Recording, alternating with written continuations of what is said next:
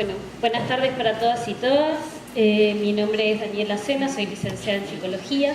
y pertenezco a la División de Violencia Basada en Género del Instituto Nacional de las Mujeres del Ministerio de Desarrollo Social.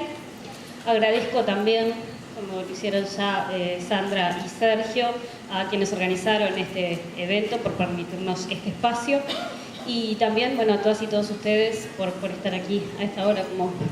como decía Sergio, que después de toda la semana de trabajo sabemos que es bien complejo, pero bueno, también es muy bueno que se puedan dar espacios como estos que esperemos permitan la reflexión y el intercambio. En realidad, si bien no lo coordinamos antes, creo que van a quedar muy en línea las tres presentaciones. Yo me voy a apoyar mucho en las dos anteriores para intentar cumplir con la media hora que tenemos para la presentación. Y bueno, en primer lugar, contarles un poco cuál es el rol del Instituto Nacional de las Mujeres en relación a estas temáticas. No solo a la trata de mujeres, especialmente con fines de explotación sexual, sino también a otras formas de violencia basada en género. Y para eso contarles entonces que Mujeres es el organismo rector de las políticas de género en nuestro país, preside el Consejo Nacional Consultivo de Lucha contra la Violencia Doméstica, coordina, como ya adelantaba Sergio, la Mesa Interinstitucional de Combate a la Trata de Mujeres con fines de explotación sexual, o así se llamaba hasta hace pocos días. Ahora les cuento un poco cuál ha sido el proceso de trabajo de este espacio interinstitucional. Participa del Comité para la Erradicación de la Explotación Sexual de Niñas y Adolescentes, también de la Comisión Departamental de Montevideo y de las distintas, en general, de las distintas comisiones departamentales a lo largo de nuestro país. Y actualmente se están cogestionando dos proyectos también de carácter interinstitucional, y subrayamos un poco, esta es nuestra primera parte de la presentación, por algo que ya han traído tanto Sandra como Sergio, de la importancia de no trabajar solos en estos temas. Cualquiera de estos espacios interinstitucionales, sí, evidentemente involucran a distintas instituciones, distintos ministerios de nuestro Estado, pero también cuentan con la participación y se articula con distintas organizaciones de la sociedad civil con experticia en este tema. Y se subraya eso, para que las respuestas sean integrales, sean realmente efectivas, debemos trabajar en conjunto, articuladamente y con una mirada que nos permita realmente una óptica bien integral. En ese sentido, les decía, se cogestionan dos proyectos actualmente, uno con financiación de las Naciones Unidas, Uruguay Unido para poner fin a la violencia hacia las mujeres, niñas y adolescentes, del Fondo Fiduciario, que lo cogestionan el Consejo Nacional Consultivo de Lucha contra la Violencia Doméstica y el Sistema Integral de Protección a la Infancia y a la Adolescencia contra la Violencia, CIPIAD, que es coordinado también por INAU. Y por otro lado, el Programa Integral de Lucha contra la Violencia de Género, junto al Poder Judicial, Ministerio del Interior y el Ministerio de Salud Pública. Ese proyecto cuenta con la cooperación, con el apoyo de la cooperación española, y en cualquiera de los dos hay un componente específico para lo que refiere al tema trata de personas, como decía, especialmente trata de mujeres con fines de explotación sexual. Y me quería referir un poco al título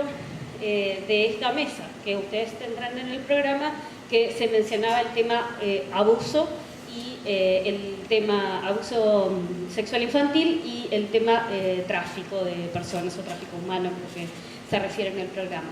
Que si bien hasta ahora no nos hemos referido a estos temas, son dos temas que están asociados con sus diferencias y con sus puntos de contacto, a lo que hemos hablado hasta ahora, y ahora vamos a empezar como a puntualizar un poquito más a ese respecto. Ya Sergio hacía alusión recién a una herramienta internacional que tenemos específicamente para el tema trata de personas, que es el Protocolo de Palermo. En realidad el nombre formal, digamos, es mucho más largo que eso, es la Convención contra la Delincuencia Organizada, ¿verdad? Algunas cabezas asienten por ahí, conocemos el nombre largo, pero todos y todas lo conocemos como Protocolo de Palermo. Y en el Protocolo de Palermo, la definición del fenómeno de la trata, como vemos, es bien compleja, ¿sí? Y voy a hacer un breve repaso, la voy a leer porque es larga. Dice, se refiere a la captación, el transporte, el traslado, la acogida o la recepción de personas, recurriendo a la amenaza o al uso de la fuerza u otras formas de coacción, al rapto, Sandra hoy hace alusión que no es la forma más común, tanto en Uruguay como en la región, pero existe, al fraude, al engaño, que es así, es la forma que se utiliza tanto en el Uruguay como en la región, y cuando me refiero a región estoy hablando más que nada de la región Mercosur, ¿verdad?, para captar a las personas, al abuso de poder o de una situación de vulnerabilidad, o a la concepción o recepción de pagos o beneficios para obtener el consentimiento de una persona que tenga autoridad sobre otra con fines de explotación. Y acá me quiero detener en esta cuestión de la situación de vulnerabilidad, y por eso quise a propósito hacer mención al título de la mesa, porque se ha estudiado, y quienes hemos trabajado con casos concretos, entrevistando a quienes han sido víctimas tanto de situaciones de explotación sexual comercial como de trata con fines de explotación sexual, existe en general cierto recorrido o cierta tendencia en la vida de estas personas cuando uno trabaja en sucesivas entrevistas en donde se visibiliza esta situación de vulnerabilidad. Decía Sandra al inicio, muchas veces asociamos, ¿no?, uno de nuestros prejuicios o preconceptos asocia las situaciones de explotación sexual de niñas y adolescentes a situaciones de pobreza. Bien, esa es una posible situación de vulnerabilidad, ¿sí? Adolescentes o mujeres que provengan de hogares en situación de pobreza, sin duda es un factor estructural de riesgo para ser captados por estas situaciones, pero no es el único, ¿sí? Y ahí viene entonces esto del recorrido a lo largo de la vida de situaciones, por ejemplo, de abuso o de violencia doméstica, de maltrato infantil, cuando en las edades más tempranas, ¿verdad? Quizás eso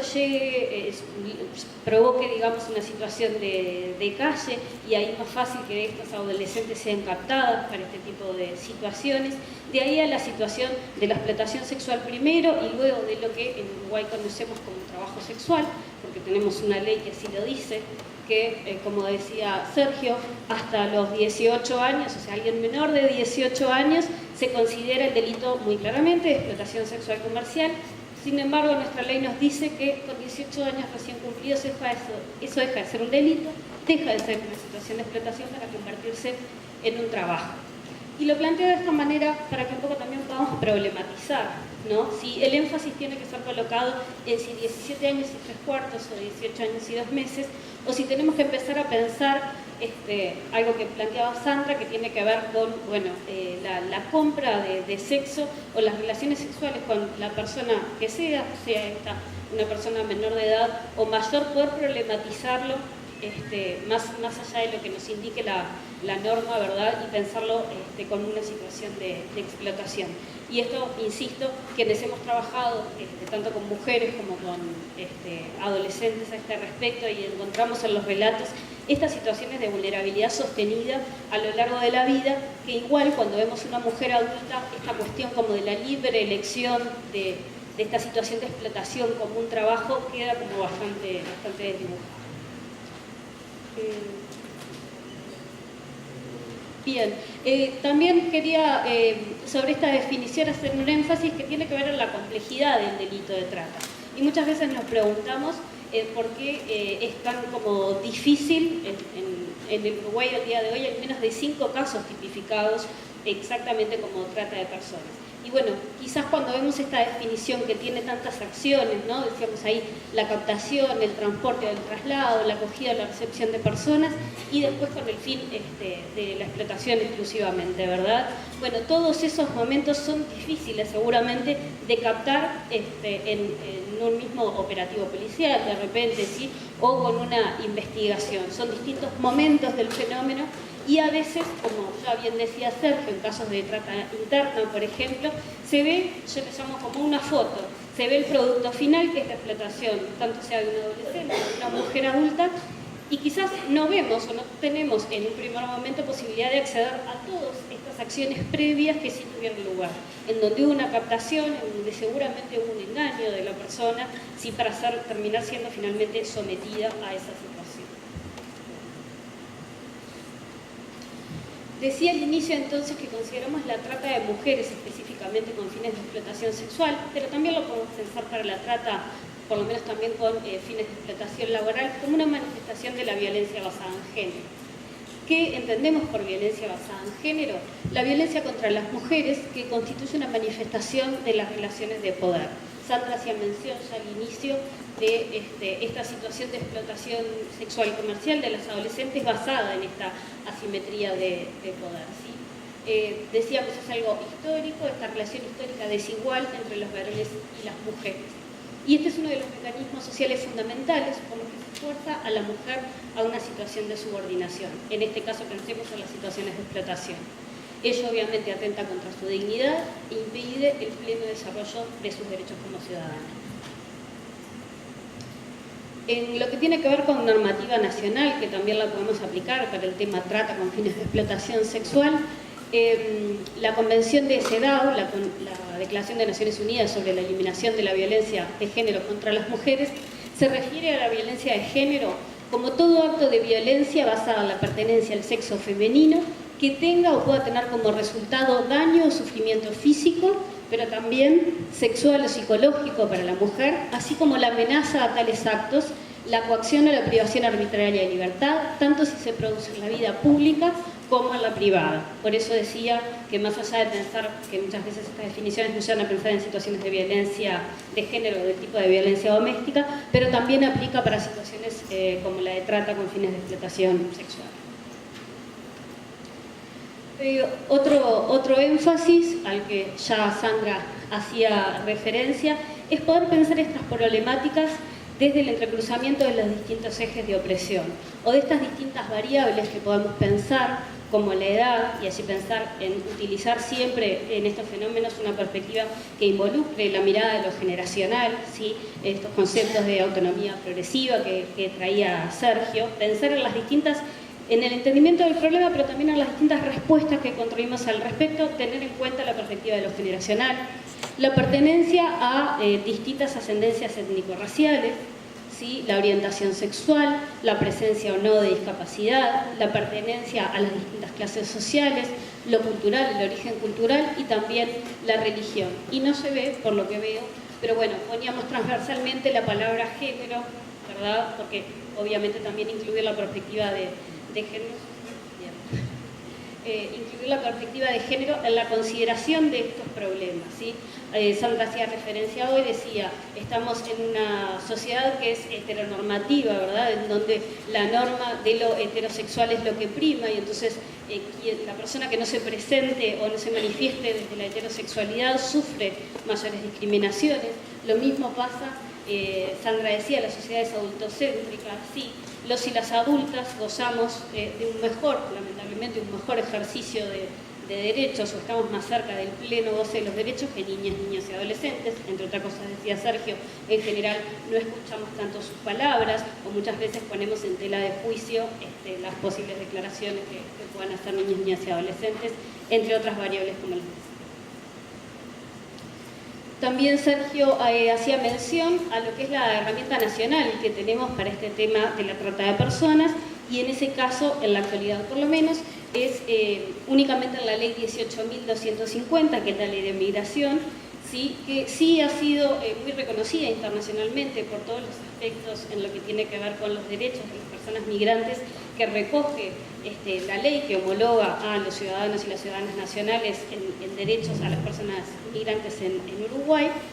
y en su artículo 78 y 77 nos va a estar definiendo lo que es el delito de la trata de personas, ¿sí? Como dice allí en el artículo 78, van a ver que recoge casi textual el espíritu de lo que es la norma internacional, el protocolo de Palermo. Quien de cualquier manera o por cualquier medio participara en el reclutamiento, transporte, transferencia o acogida o recibo de estas personas para el trabajo, servicios forzados, la esclavitud o prácticas similares, la servidumbre, la explotación sexual, la remoción y extracción de órganos. Allí ven cómo aparecen los distintos fines de la trata. Y en ese sentido decirles que en Uruguay, por lo menos los esfuerzos de la política pública hasta el momento han estado orientados, porque así lo han indicado distintos diagnósticos, a lo que es la trata con fines de explotación sexual, pero también la laboral, en un esfuerzo un poco más incipiente, si se quiere. Bien, me quedaba la definición, están los fines. Dice, cualquier otra actividad que menoscabe la dignidad humana será castigado con una pena de 4 a 16 años de penitenciaría. Luego en el artículo 77 de la ley aparece, y por eso lo asociamos también con el tema del título, la definición del tráfico como delito, ¿sí? En relación a eso, dice: quien promoviere, gestionare o facilitare de manera ilegal el ingreso o egreso de personas al territorio nacional por los límites fronterizos de la República, con la finalidad de obtener un provecho para sí o para un tercero, será castigado con una pena de 6 meses de prisión a 3 años de penitenciaría. Con la misma pena será castigada toda persona que en las mismas condiciones favoreciera la permanencia irregular de migrantes dentro del territorio uruguayo. Como ven, estamos hablando de 2 delitos diferentes que tienen 2 penas diferentes, pero muchas veces se genera la confusión entre estos 2 conceptos, porque en esto que yo les decía hoy de las distintas fotos que podemos estar viendo, algunas veces podemos llegar a identificar una situación como la que mencionaba Sergio, en donde había personas cruzando una frontera con documentación falsa, ¿verdad? Eso tendría una posible lectura de estar frente a una situación de tráfico, si hubiéramos visto solo esto. En este caso se complejizaba al estar el tema de tráfico de sustancias además. Pero la foto, como decía, hagamos ese recorte imaginario, podía haber sido las adolescentes cruzando simplemente con los pasaportes falsos, y quizás nos podemos estar perdiendo la otra situación que involucra la trata, porque la foto o el momento, lo que estamos viendo es el traslado de la situación de trata, y no tenemos ni herramientas ni para comprobar ni para poder certificar lo que venía, la escena posterior, digamos, a ese traslado. Pero muchas veces estos 2 delitos aparecen muy relacionados. Incluso, volviendo a la definición en donde se habla de situación de vulnerabilidad, muchas veces una persona que de alguna manera accede a hacer un cruce de fronteras de manera irregular, y ahí es importante tener esa distinción entre lo ilegal y lo irregular, porque cuando hablamos de tráfico estamos frente a un delito contra el orden migratorio, digamos un delito del orden administrativo, y cuando hablamos de la trata de personas estamos frente a un delito contra los derechos humanos, como decíamos recién, contra la dignidad de la persona. Entonces, bueno, les decía, 2 delitos que tienen puntos en común, pero que son sustancialmente diferentes, teniendo en cuenta el bien jurídico que se protege o con el cual se atenta entre uno y otro.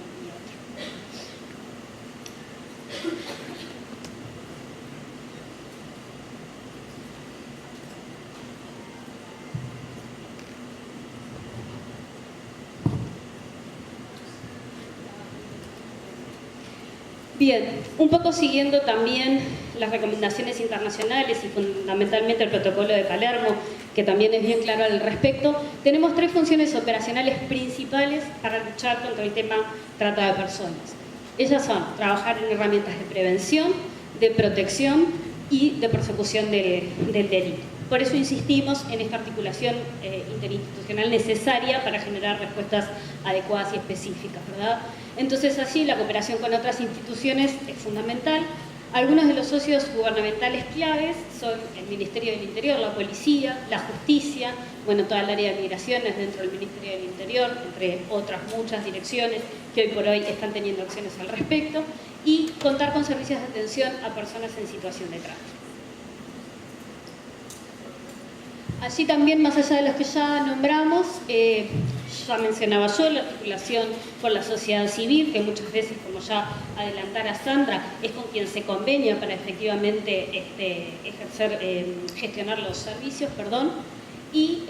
también contar con los interlocutores internacionales, que muchas veces están a disposición para lo que puede ser el trabajo con víctimas o incluso colaborar en la persecución del delito, como pueden ser la Organización Internacional del Trabajo, que nos da muchas directrices en ese sentido, o la Organización Internacional para las Migraciones, que es un actor que en nuestro país ha sido clave, seguramente les ha tocado trabajar con las representantes de Uruguay en ese sentido, clave para el combate de estos delitos y para la colocación del tema en nuestra agenda. Bien, la idea era contarles muy rápidamente, más allá de presentar el problema, algunas de las respuestas y algunos de los avances que nos hemos dado en relación a la construcción de política pública de combate a esta problemática. Un poco Sergio ya adelantaba la mesa interinstitucional, que ahora me voy a detener un poco más en ella, pero también entre el año 2010 y 2012 tuvo lugar la ejecución de un proyecto con financiación de Unión Europea que realmente permitió algunos avances bien específicos y consideramos claves en el avance de la política pública, que recogió un poco el trabajo anterior a esos años que habían habido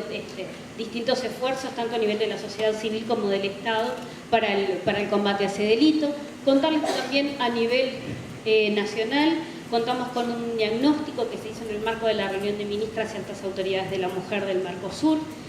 que, como ya se mencionara, creo también, esto es muy dinámico, tiene que ver, este delito de la trata de personas, tiene que ver con la migración, y los flujos migratorios cambian y cambian de manera muy rápida. En ese sentido, entonces, contamos con algunos diagnósticos que, para volver a la imagen de la foto, les diría, son un poco quizás ya que han cambiado, que han tenido modificaciones. Cuando empezamos a trabajar, aproximadamente cuando se empezó a trabajar en el año 2008-2009, el escenario o el diagnóstico del cual se hablaba era fundamentalmente Uruguay como país de origen de la trata de mujeres específicamente y con fines de explotación sexual, como ya mencionaba Sandra, cuyos destinos eran en general España, Italia o Estados Unidos. Esa foto ha cambiado sustancialmente al día de hoy, entre otras cosas porque tanto Uruguay como la región se han convertido en foco receptor de migración, ¿sí? Entonces, bueno, se van a encontrar con que muchas de las herramientas, quizás algunas ya las conozcan, que hemos construido en estos años, tienen más que ver con aquella foto que, si bien es una foto vieja, como les decía, no ha dejado de ser vigente, digamos. Lo que quiero decir es que ahora contamos con, se identifica al Uruguay tanto como país de origen, pero también de destino para la trata de personas y de tránsito para llegar a distintos países de la región. Bien, como les contaba entonces, la Mesa Interinstitucional de Combate a la Trata de Mujeres con fines de explotación sexual se conformó aproximadamente en el año 2008, ¿sí? que se instala con la presencia de organismos gubernamentales y organizaciones de la sociedad civil. En ese momento se empiezan a definir principalmente sus cometidos y algunas acciones y metas a desarrollar. Los primeros años de trabajo de la mesa tuvieron que ver con definir un poco las competencias, bueno, a qué instituciones tenemos que llamar para dar esta respuesta, ¿verdad?, de manera más articulada. Actualmente la mesa está integrada por 10 instituciones gubernamentales, que son el Ministerio de Relaciones Exteriores, la Bancada Bicameral Femenina, el INAU a través del Comité, el Poder Judicial, el Ministerio de Educación y Cultura, el Ministerio Público y Fiscal, el Ministerio de Desarrollo Social a través de Mujeres y de la Dirección Nacional de Desarrollo Social, el Ministerio del Interior, Salud Pública, Ministerio de Turismo y Deporte y Ministerio de Trabajo.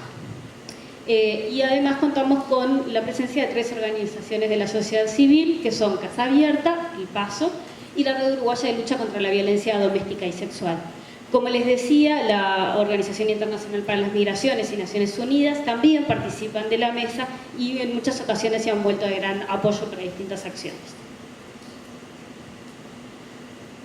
Algunos avances que se constituyeron como en hitos en ese sentido. Aproximadamente en el año 2010 tuvo lugar la aprobación y la publicación de un protocolo de actuación para embajadores, cónsules y consulesas del Ministerio de Relaciones Exteriores. Me quedan 5 minutos. Que, como les decía, esto tenía que ver fundamentalmente con esa primera foto, ¿verdad? Con haber detectado mujeres uruguayas en el exterior, y la idea era ayudar a las oficinas consulares y a las embajadas en la detección de situaciones, porque muchas veces se presentaban uruguayas con el discurso de, bueno, yo no tengo documentos, no tengo dinero y me necesito volver a Uruguay ya. Y esto muchas veces se perdía, que atrás de ese pedido extraña subyacía una situación de trata de personas y a veces no se vehiculizaba bien y no se daba la asistencia necesaria. Entonces, bueno, trabajamos qué indicadores eran necesarios cuando estas personas se presentaban así, o les hice realmente como una caricatura, ¿verdad? Bueno, trabajar los indicadores y poder trabajar en qué respuesta se solicitaba a partir de allí, qué coordinaciones eran necesarias a realizar desde la embajada. Por otro lado, contarles que todavía, y es un largo proceso el de validación, pero bueno, contamos con una herramienta que es un protocolo interinstitucional que de alguna manera involucra a las instituciones que mencionaba yo recién, que integran la mesa interinstitucional, que, como les decía, bueno, fue un largo proceso que aún no ha cerrado, creemos que este año sí va a cerrar, de validación, pero más allá de eso, este protocolo en donde se marcan, digamos, las competencias y el alcance de cada institución tanto en lo que tiene que ver con a las organizaciones que le competen, a las instituciones que le competen, la persecución del delito o la protección de las víctimas o el trabajo de prevención. Si bien ese documento no está validado por completo, sí ha servido de guía para las distintas instituciones, para casi todas las instituciones que integran la mesa, sobre qué acciones ir comprometiendo, ¿verdad?, como les decía, en el combate de este delito. Bien, algunos de los principales desafíos en el trabajo de la mesa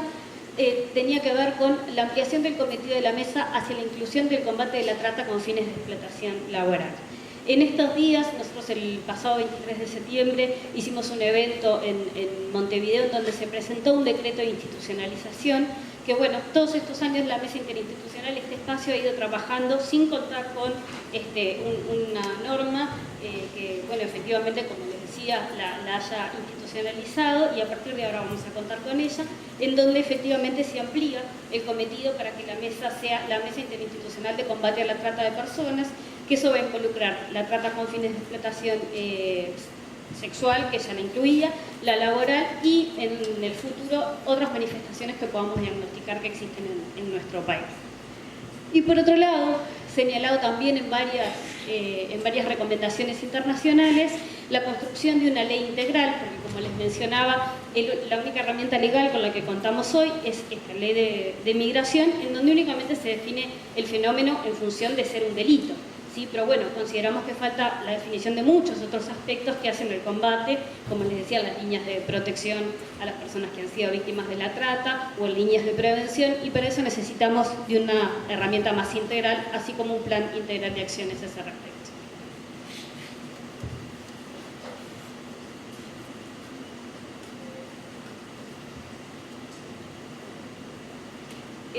En ese proyecto que yo les decía de la Unión Europea hubo distintos avances, yo les estoy pasando rápido un poco por la falta de tiempo, pero contarles un poco que más allá de líneas que se trabajó en cuanto a capacitación y a prevención, y también, como les decía, de articulación interinstitucional, hubo una línea muy importante que fue la que tenía que ver con la atención a personas en situación de trata, mujeres y niñas, niños y adolescentes. En ese momento se crearon dos servicios pilotos, uno en coordinación con INAU y otro en el marco del Instituto Nacional de las Mujeres en aquel momento, que un poco eso es como la semilla, si se quiere, a partir de la cual surgen después el programa que presentara Sergio recién, en el marco del INAU, y actualmente el servicio en el marco del Ministerio de Desarrollo Social.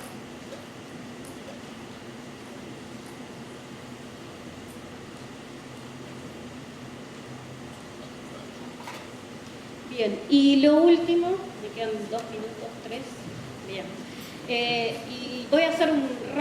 rapidísimo pantallazo sobre un documento que, como les decía, se presentó en este evento del pasado 23 de septiembre, que le dejé a mi compañero, el licenciado Fernando Torres, que es el referente, lo conocerán ya todos y todas, de las mujeres aquí en el departamento,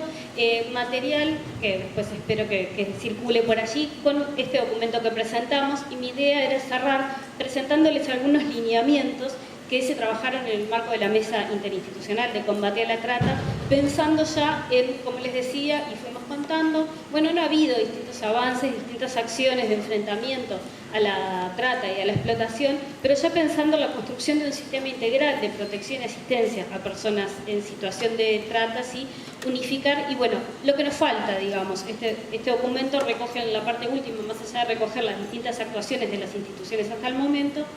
hacia dónde seguir caminando. Y en ese sentido, bueno, decíamos, evaluar y adecuar la legislación y los procedimientos vigentes, y como ya señalara Sergio también, entre otras cosas hablábamos de la ley integral, pero particularmente que promueva la visibilidad del fenómeno de la trata interna. La legislación actual no es que lo omita, digamos, pero quizás no lo explicita de manera suficiente para que efectivamente pueda ser reconocido y se pueda tipificar por trata interna. Bien, asegurar la existencia de políticas que articulen como los distintos niveles, y regional e internacional. Hemos recorrido camino en ese sentido, pero aún nos falta. Profundizar la coordinación regional para la protección y asistencia de personas en situación de trata, potenciar campañas de información y sensibilización. Establecer estrategias y desarrollar capacidades de respuesta rápida contra la trata de personas. Y aquí me detengo un segundo. Nos falta sin duda seguir construyendo en cuanto al fortalecimiento de la atención en situaciones de emergencia, ¿verdad? Que muchas veces es como se presentan las situaciones. Fortalecer en el sentido también de la existencia de soluciones habitacionales, es decir, refugios específicos para estas personas. Ya hemos hecho el recorrido de trabajar con los recursos que preexisten, que ya tenemos en el Uruguay, si bien las recomendaciones internacionales marcaban como que no era lo más adecuado, quisimos hacer nuestra propia experiencia. En ese sentido hemos comprobado por qué no es lo más adecuado y por qué se necesita una respuesta específica. Bien, trabajar sin duda con una respuesta continua y sostenida en el territorio, protegiendo tanto a las mujeres en situación como a los equipos intervenientes. Y este es un elemento bien particular en este tema.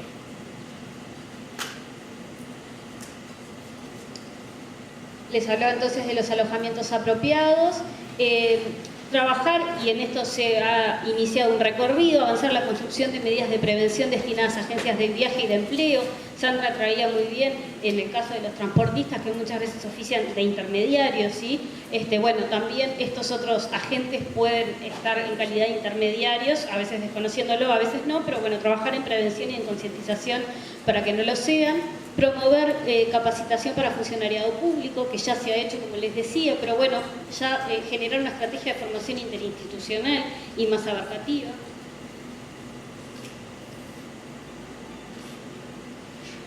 En lo que tiene que ver con crear programas sociolaborales y educativos, pensando en una salida real de las situaciones, cuando sabemos que la respuesta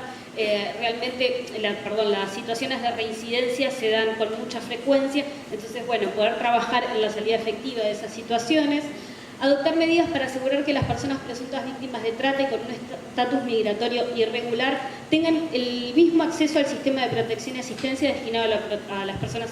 ya como calificadas como en situación de trata. Esto es bien importante por esto que yo les decía, los distintos momentos y la presunta idea de que una persona pueda estar siendo víctima de trata, bueno, poder darle ese tratamiento y darle los tiempos de reflexión necesarios, tanto a la persona para que salga de su situación de crisis si es que está en situación de trata o en una situación de vulnerabilidad, como a las distintas instituciones para mapear todos los elementos necesarios para pensar la situación.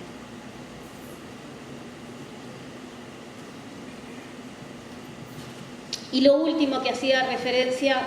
como ven me fui salteando algunos, a las situaciones que traía Sergio, que es promover la adopción de medidas para que las personas que han transitado por una situación de trata no sean procesadas, detenidas o castigadas por su participación en actividades ilegales a las que han sido obligadas a cometer durante su traslado o periodo de explotación, como el caso que él mencionaba, porque como les decía, muchas veces esto se vuelve invisible, que la persona quedó sujeta a la comisión de un delito, pero fue en el marco de esta situación de engaño y de explotación. Muchas gracias por su tiempo y por encontrarnos.